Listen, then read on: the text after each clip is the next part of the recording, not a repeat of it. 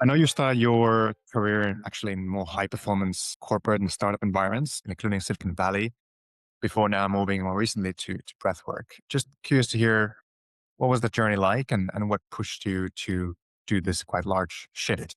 Yeah, sure. So first of all, super cool to talk today, to be here on your podcast. Yes. So after having been in San Francisco, Silicon Valley, and Asia for about 10 to 12 years, I noticed that um, there's quite a ceiling I found for myself, but also for quite a lot of other executives or founders, where quite often you think it's like the financial limitations, for instance, of a startup or of a project. But I noticed that quite often it's also, and I noticed that a bit more for also other female executives or founders, that you just feel like you can't continue with that same level of energy anymore. You just feel burned out. And so before making that experience myself, I was always already quite interested in just that field of, like, kind of, let's call it holistic health, or just another, another field of health. And I found that I was at that time already in parallel to my activities doing a lot of yoga and these type of kind of activities that are supposed to calm you down. But nonetheless, I never really found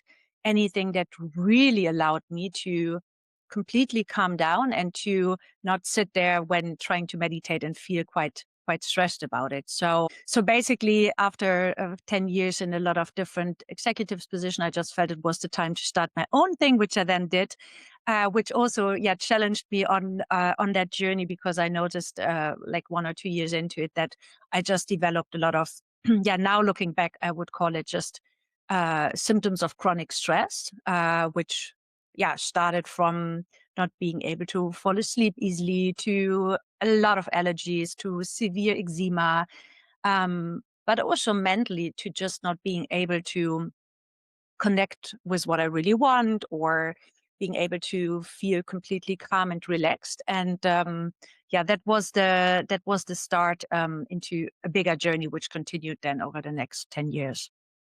Amazing. And obviously now maybe you can describe what do you do today and for whom? Yeah. So basically, we started out actually during Corona, because at that time I had already started to dive more into, okay, how can you help people shift within a short amount of time into immeasurable states of, restoration and recovery. And so that was the perfect time, because there's a lot of sports you can do online, but I think, or like different type of sessions, but I think breath work is like super, super good for that, because you just need a good headset and then you can be in your own space and you can have a really good workout for the soul, or like for the, I call it like a gym for the soul.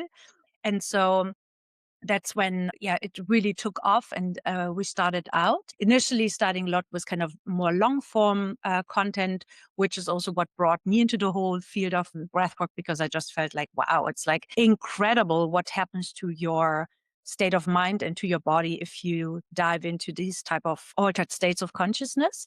Um, Moving more into things like, how can you change your state within 10 to 15 minutes, which is now the main focus. Amazing. Tiger and Turtle, right? Is the name of the company. Can you talk about the name? Like what inspired? Yeah, of course. So my main idea was always to take this super old practice, basically, and take it out of this, like, also still, I think, in a lot of countries, still feeling a bit esoteric, but it's like the most, like, scientifically proven holistic practices, and the one which is like super simple, changes your state within a matter of seconds.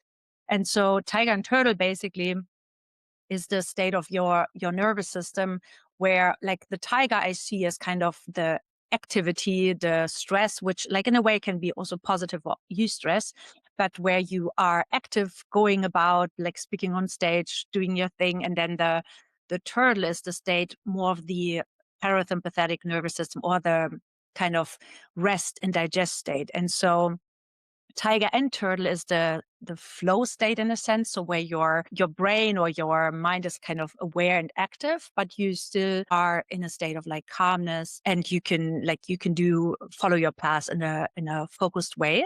um And I basically noticed not only with myself, but with like thousands of people over the years that I think especially high performing execs or startup founders, they tend to perform often in the tiger state for most of the time, and then asking themselves like, why can't I not sleep at night, or why can't I calm down, or why do I have all those maybe symptoms which are not like a disease, but there's something going on. And so like, how can I then basically learn to tap or bring myself back into a state of calmness? And so yeah, so with the whole idea behind it is really to teach people that you can become the own CEO of your nervous system, so that you can really choose like a gear of, okay, now I need a tiger activity because I need to be on stage, but also when I get home at night, want to be with family or friends, I can consciously calm myself down. Because I also truly believe it. I'm often asked like, oh, should I do this type of technique? Or there's a lot of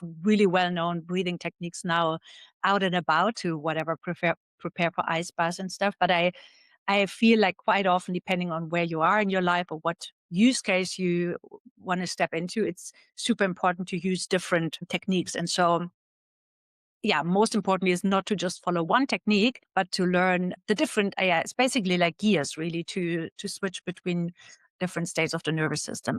And that you can learn quite well. Nice. And what about like you mentioned that as you know, a lot of founders are in this go mode continuously, but how do you see that? What's the diagnostic tool that you use? Is it like you watch their breathing rhythm, and like what's the main diagnostic tool when you meet them for the first time? Yeah, yeah, perfect. So basically, I mean, there's like a lot of different layers you can look into. One is like the physical layer. So you can totally see that those type of people, if we do, for instance, if we measure how often they are breathing per minute, they tend to have like maybe a higher breathing rate. For women, for instance, it's even like as women have also smaller lungs, they tend to breathe already slightly higher. And so for women, it's interesting to see, and we can dive into that a bit more, but it's because they have smaller lungs and they're breathing already kind of the base respiration rate is already 1 to 2 breaths per minute higher. They have additional shifts during this menstrual cycle, which can then bring them into states of stress. So like the respiration rate is one, the CO2 tolerance. So for instance, how long you're able to exhale is another one. But also like the simplest one would be if you just either make a video of yourself or stand in front of the mirror and see like what parts of your body basically are breathing. So are you breathing into the chest or breathing also into the belly? So what muscles are basically involved? A really good indicator. And then I think one which is now also in high performance sports getting quite popular is basically how are you breathing? So are you using your nose or are you using your mouth? And then, for instance, it's always this topic I get a lot from, for instance, like somebody is snoring at night or mouth breathing during the day. So that is already, if you're breathing a lot through your mouth, that will also increase your breathing rate slightly. It's not the most efficient way to breathe, like in a day-to-day state. So you can all of these different factors will give you a pretty good indication, and you can do it yourself to see, okay, what's the baseline, and then to see and truly it is the thing that, for instance, people who are really fit or very vital, they tend to have a really like almost like you don't see their breathing. They are breathing. One of my teachers used to say, breathe as if you're unimpressed. So it's not this like big noticeable breathing. And often if you see very sick people, for instance, they have a very intense, like visible breathing. So yeah, the way you breathe, your breathing really is like a remote control you have to change a lot with your mental and physical state, but it also already as a base will tell a lot about where you are maybe in a state of your nervous system. Let's imagine that you have someone walk in the door in an online meeting that it fits that description. So they're doing chest breathing, and you can see there's a kind of background chronic stress, and they're having, maybe they'll tell you that they've had trouble sleeping the last few weeks, and like it's been tough, but they're still in this like sympathetic drive. What would be the protocol you would build for them? And I'm curious to hear like how much of that is like when this, then do that, versus like every morning you do something or every evening you do something. Can you just talk to the protocol you would build for them? Yeah.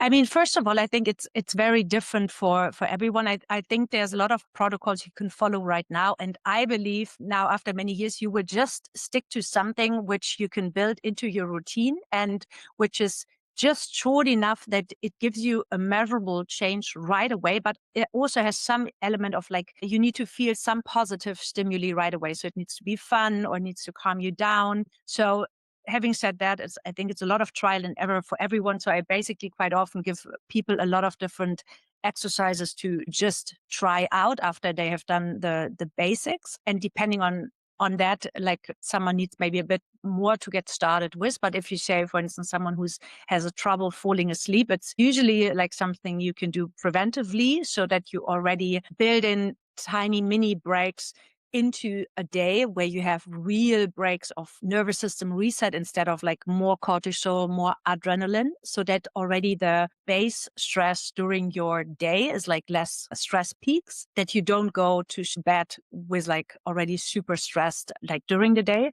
And then there's more, which is kind of like the emergency breaks that before you go to sleep that you can use, for instance, 4 minutes of using, mostly it can be like a few very long exhalations that right away, because the relaxation is always in the exhalation, so it's actually quite simple, that right away the nervous system calms down. And then it's a question like, mostly if people tried that for a few minutes, they would see right away, okay, with like a long exhalation, I feel I start to yawn right away, or I feel like getting more settled or tired. So that works within seconds. So I usually first have them try out different things, and then some might work better, others less. For instance, if you take, like, let's say there's an exercise which is quite well known, the box breathing, there's a lot of great research also by Stanford University and the Huberman Labs about it. Someone, for instance, who has a quite a high base breathing rate or like low CO2 tolerance might feel quite stressed by breathing into the count of four, holding to the count of four, and going about this box. So it's always like starting to build it up quite slow, maybe with shorter, like two in, two hold, two out, and then build it up. So basically do the minimum investment of time, try it out so that you really in a matter of a few minutes feel like a change right away, and then rather do 5 minutes a day but daily instead of one deep session a week, which completely blows your mind, but it will not have like a measurable impact on the rest of the week. Yeah, that makes a lot of sense. Hopefully, with all this one, we can actually personalize the exercises to each individual with calibration, setting the baseline, so we can, as you mentioned, understand whether it's, maybe it's like, 1.3 BU, and then for someone else, maybe it's 6.5 the per side for the box breathing exercise. And I spoke to someone, a breath coach who works with people with anxiety issues or challenges, and she mentioned like some people who have literally tough time, even 1 second breath hold can be too much. So it's needs to be, yeah, careful on what do you recommend. Yes, yes, absolutely. And that, for instance, that can also change for people during like a normal week or during the type of day. So I think it's super, super valuable to have a tool or to know for yourself that depending on your base state of your nervous system, you can adapt different breathing techniques. Yeah, super helpful. Yeah, I'm curious. Like once you start working with someone, I know you have like multiple sessions with them. Like what's been something that people typically are surprised once they get into this flow and they start changing their habits around breathing? Yeah. So I think one thing they are quite surprised about is that how if you take like usually I think what's a nice thing to do, it's 10-12 minutes every morning, how the whole like day shifts if you just invest these 12 minutes, for instance, in the morning. Because if you and how fast you shift from the state of, for instance, you go into the session feeling, and I see that a lot also with corporate teams when they come into the room, like they feel like skeptical, or like somebody comes in super stressed. You see it in their face, you see it in the way they're breathing, and how within a few minutes you can completely reset your nervous system, and you can measure that on your Whoop band or Aura, whatever you use. I'm not referring to any device here. I think that's always, I mean, you can change your diet, you can do different type of sports, but there's actually no activity other like or I know of that helps you to impact your mental and physical state so fast than breathing, because you do it 23,000 times a day. There's no other activity which you can also, from a nervous system perspective, consciously influence. So it's just, I think if you change one thing, like look definitely at your breathing, because it's just if you change that, you will have so much impact on other areas of your life. So I think a thing I hear a lot is I came because I wanted to learn to, for instance, improve my sleeping. But then I had all these other nice side effects because by, for instance, slowing down your breath, you not only then potentially activate again, like that melatonin starts to be produced, but you also slow down your heart rate, like your thoughts become more quiet, you feel more safe, you feel more connected. So there's so many different systems in the body that are affected, from like the heart rate to the nervous system, the hormones. It's like this whole hormonal cocktail you are basically releasing into your system, that you have so many other potential side effects that, yeah, you come with one thing and you experience quite a lot of different things. So I think that's what I hear the most. Hmm. Correct me if I'm wrong here, but I would imagine that at least some of these like type A personalities that have this constant drive, they also know that at least partially it's been what's got them where they are. And I'm curious, like, whether they have this fear of like, if they slow down or if they activate the parasympathetic too much in the day, they're going to lose their edge and lose their, this like, that the strive they have that really got them where they got to, and basically become, let's call it like less successful, whatever that means for them. How do you, like, is that something that comes up? And if yes, how do you deal with that with them?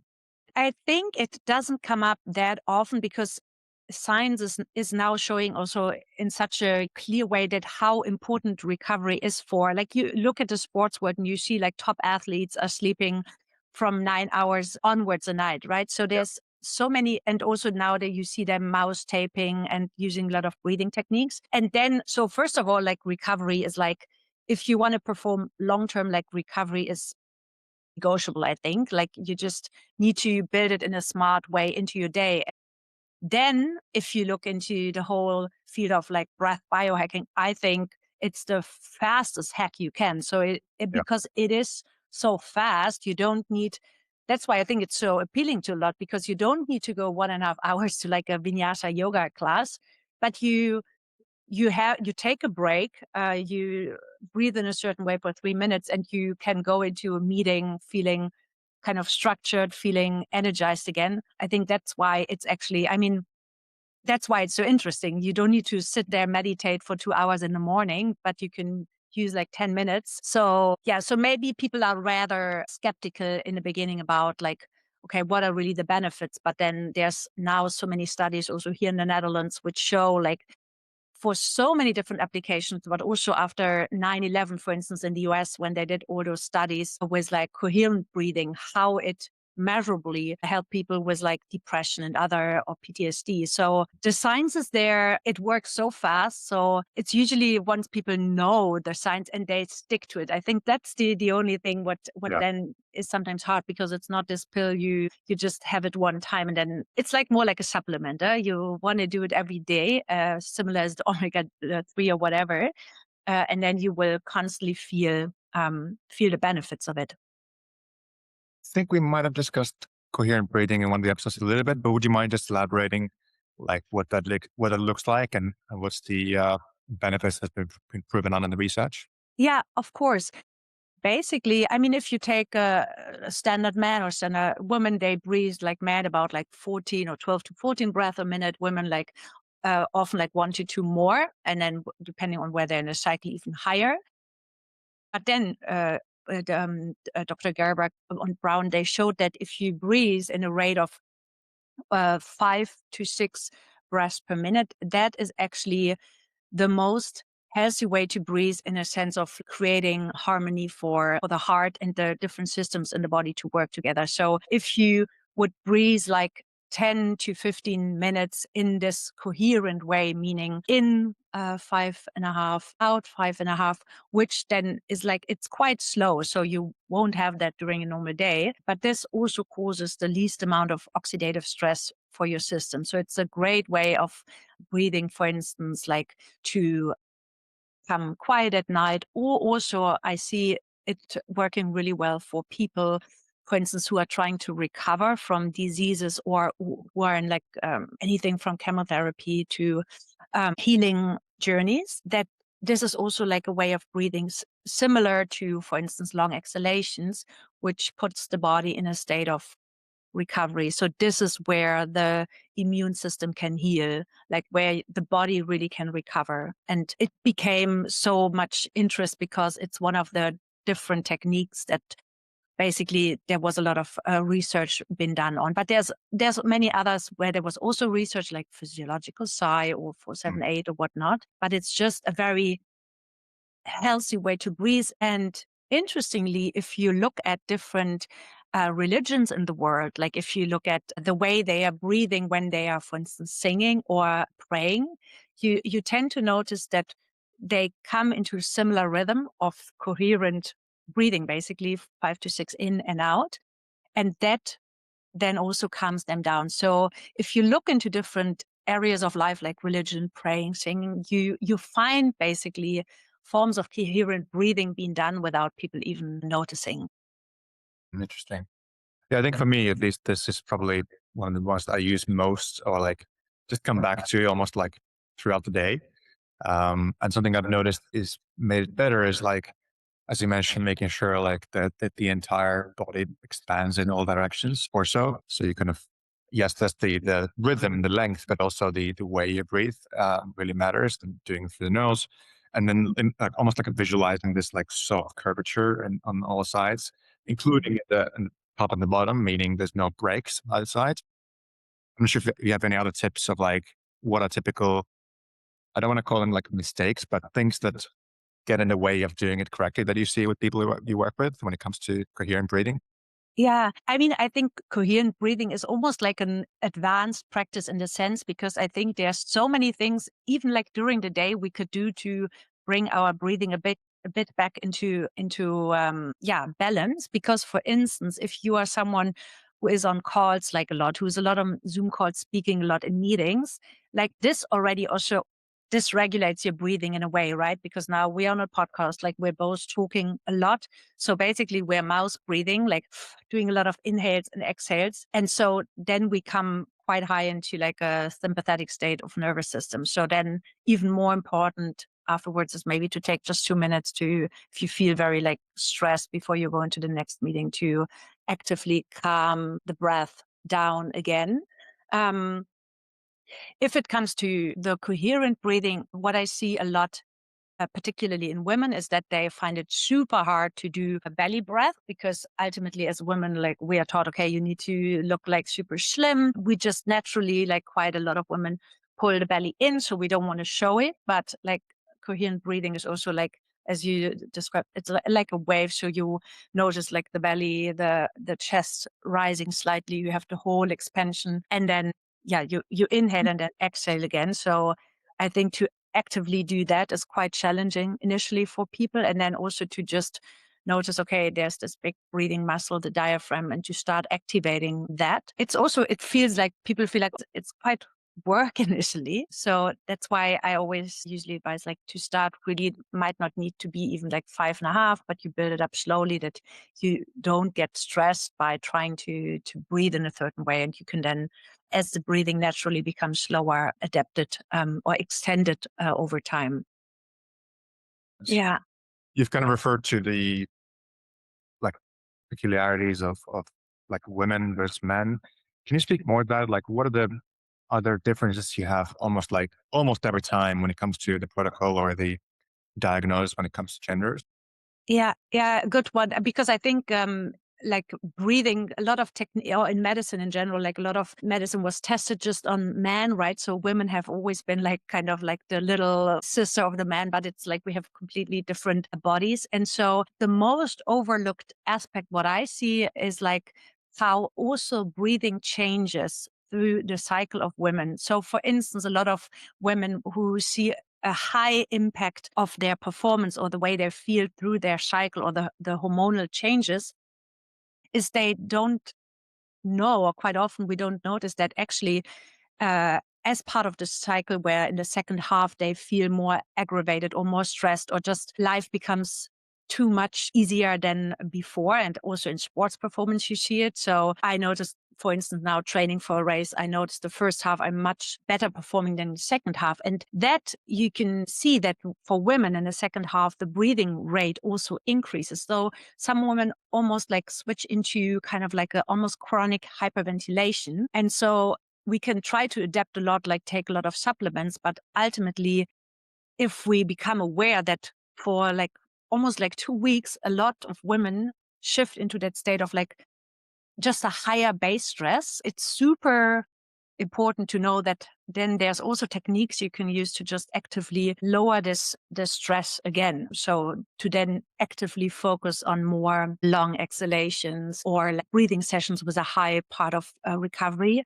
So for instance, there's a lot of interest in hyperventilation techniques, which then prepare you for ice baths, for instance. And I noticed quite often that people then do these techniques, they hyperventilate, they hold their breath, and often they might not even need that ice bath because you don't want to always like get into those like high stress stimuli breath work. And Hmm. so also quite often I notice for women, then they feel more anxious even afterwards. So what I learned over the years is like quite often we don't need like even more nervous system push, like more tiger, tiger, tiger. It's as helpful to maybe do conscious connected breathing, or as we call like intermittent hypoxic training, where you combine conscious connected breathing with breath holds. It's super helpful to do, but it does not, you don't need to push the body always like to the max, because breath work, different forms of breath work really can be like a resilience training like sauna or ice baths, but focus more on the turtle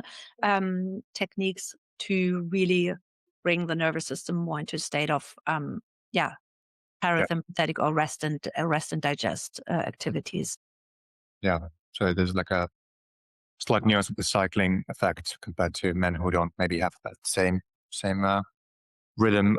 I'm curious, like, I'm not sure if you've ever looked into it, but I remember reading some time ago around the impact of cortisol with pregnant women on their children, like before birth, like during the pregnancy, and specifically even like epigenetic impact of particularly in like things like war zone on the newborn. I'm just curious if you've ever looked into it and whether breath work could actually support and keeping the cortisol levels more normal. Have you ever?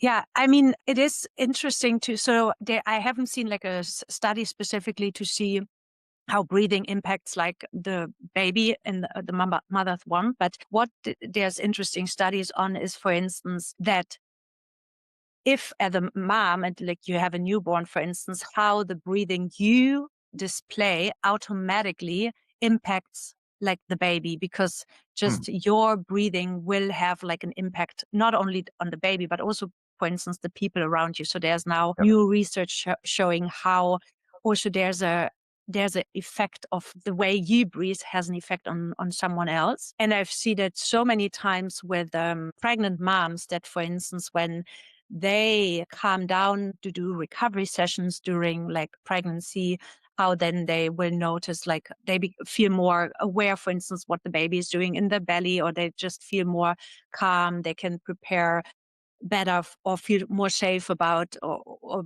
good about the birth. So clearly it shows that, yeah, definitely you can have an impact on how much cortisol is released through different breathing techniques. So I always recommend to do lots of breathing techniques. Yeah, for instance, during a pregnancy, to consciously get yourself back into like these states of calmness. You don't want to do breath holds and stuff, but the parasympathetic turtle states are usually a wonderful technique to use. I can imagine the tiger comes out anyway. Yeah. Uh, Yes, yes, yeah, for sure. Yeah. we kind of touched on it a little bit, but if you could like think about all those things you mentioned, like about someone coming in and you notice those like bad habits basically that then impact their health and well-being, both physically and also mentally. if you could like just choose one, what's the most common you see, and particularly for these like executives, like what would you want to change in their behavior? You mean just from a breathing perspective You specifically? could choose Yeah. maybe one breathing and one non-breathing. Yeah. So like what I like, it's one, what I like to recommend is to focus, because you can do all those like crazy blowout sessions where you feel like, oh, like this was amazing. Yeah, that's great. But I usually give people like to remember is like LSD.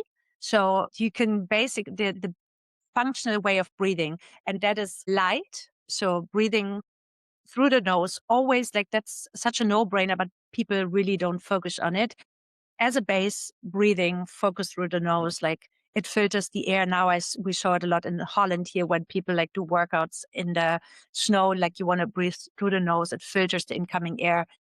Try to focus on nasal breathing, light breathing through the nose. You see it in newborns actually, because like if you see a newborn, they breathe so gentle, so sweet, like as if they're unimpressed. And then you put someone like a grown up of like whatever, 40 years next to that, and you see them breathing through their mouths, like up into the chest. So one thing you can have like a huge effect with is the L from the LSD. Then also comes the slow breathing and the deep breathing. But I think nasal breathing in general has like so many awesome effects, because there's more than 25 functions your nose as like an air conditioning system in your face can do, which the mouse cannot do. So nose is for breathing, mouth is for eating. I think that's a big one, which a lot of people like don't do, because if you consider you're in your bed, maybe also 8, 9 hours a day, a lot of people tend to mouse breathe at night, snoring, whatnot. So to start looking into how to breathe through your nose to have a more balanced life, it will automatically slow down your breathing as you breathe through your nose, make you more calm, but also help you with sports performance, for instance, to train. So nose breathing is a big one. And then I don't want to add in a second one, but I think the just easiest hack is to just focus on the long exhales. So not the big inhalations, but whenever you're stressed, relaxation is in the exhalation. Just do like one long exhalation, and that's already hard for a lot of people. Hmm. Long exhales, they will slow you down in seconds. You can measure it like in real time if you put in an oximeter that your breathing slows down, the heart rate goes down. I kind of let go without knowing the other two. So we have light. Is it Yeah. So silent? light, slow for the slow breathing. That's where, like for me, always the turtle come in. If you, for instance, I'm not sure if you know how many times a minute a turtle is breathing. Any idea? The five. Yeah, so quite good already. So often like 2 to 3 times a minute. If you look at the lifespan, it's one of the animals, the longest living animals. So there is a measurable or direct correlation between how often you're breathing, how long you're living, or how high the oxidative stress. So that's why like slow breathing really is a big one. And then coherent breathing is an example for that, for instance. And then it's the last one is like the deep breathing. That's what we, I think, briefly touched upon initially, is like the focus on the belly. Why is that? Because you can basically imagine your lung like upside down trees. So like the biggest part of the gas exchange happens in the lower part of the lungs, and as you tend to breathe just up in your chest, which a lot of us do, you are just not efficiently breathing. I mean, you are breathing, but it's not functional for maybe what you want to achieve. So that's like the training to activate the belly or the diaphragm. So that are the three ones I like to give to people. If they just change one thing, they just Yeah. remember that. And then it's trial and error to just, I think, become aware of it is already like huge. Yeah. Yeah. No, it's a good abbreviation. The one thing will mention, I think you kind of said it yourself, but I remember a couple of people have told me this. They've had people that have done years of yoga come in and then basically do what you mentioned, like belly breathing, and basically only using their kind of abdomen, like to move their, breathing like that, instead of using the diaphragm and the intercostal muscles, like in the entire torso area, which is something that, of course, can create problems as well if you're not actually breathing with the whole body. And it's just something, an interesting nuance. Like I can imagine, like if you, only do yoga and you never actually, even I'm sure even within yoga, there's different schools of thought. but you can kind of misunderstand what belly breathing means quite easily. Yeah, totally. So that's like something to practice to relearn because we really forget about it. And with, I think, also the society we live in, first of all, like also the way we sit. So it just automatically supports the breathing with secondary breathing muscles. But I think also, which is maybe not touched upon so often, but also the way we deal with all types of things that coming at us, like all the emotions we feel and we have to kind of metabolize them. I think it's also over life is like we take in a lot, we swallow it down, but there's like a lot what we hold on to. So that's why also I think once people start to breathly breathe, to breathe slower, like quite often, like emotions can bubble up because every emotion often is also related to a specific breathing pattern. So yeah, so we often have to relearn breathing and then notice like while being in this process, it's also a great way to metabolize like a lot of things we also suppress. And so help breathing can also help with that, but it's a whole other big topic.